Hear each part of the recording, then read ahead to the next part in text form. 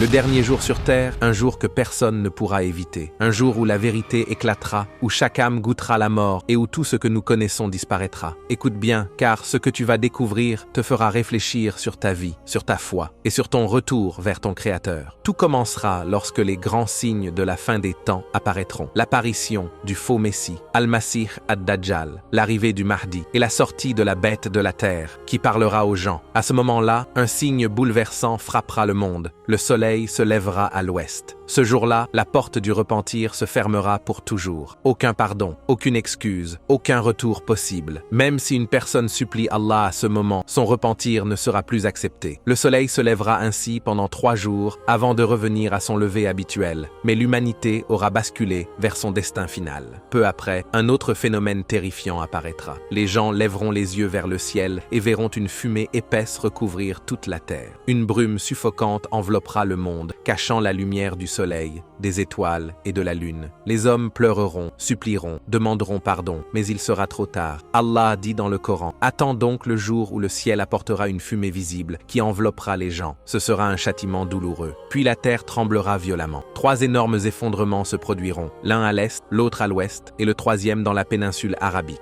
Des cités entières disparaîtront dans les entrailles de la terre, et les survivants comprendront que la fin est imminente. Ensuite, Allah enverra un vent doux venu du Yémen. Ce vent parcourra la terre entière et reprendra l'âme de chaque croyant. Aucun musulman ne restera vivant. Les mosquées seront désertées, les exemplaires du Coran disparaîtront, et même la Kaaba sera détruite. Le prophète, que la paix soit sur lui, a dit: « Je vois celui qui la démolira pierre par pierre avec sa pioche. » Plus aucun pèlerin n'ira à la Mecque. La lumière de la foi s'éteindra et il ne restera sur terre que les mécréants et les injustes. Les gens ne connaîtront plus Allah. Certains diront: « Nos ancêtres disaient « La ilaha illallah », mais que voulait dire cette parole? Les humains vivront sans pudeur, sans foi, sans moralité. Ils se trahiront, se combattront, et les démons parmi les hommes et les djinns régneront. Puis un feu immense surgira du Yémen. Ce feu poussera les gens à fuir dans une seule direction, la région du Cham, Syrie, Palestine, Liban, Jordanie. Hommes, femmes et enfants s'enfuiront, certains à plusieurs sur un même chameau, cherchant à échapper à la chaleur brûlante de ce feu qui les poursuit. Et quand tous seront rassemblés, Allah ordonnera à l'ange Israfil de souffler dans la trompe. Au premier souffle, toute vie cessera. Les hommes, les animaux, les oiseaux, les djinns,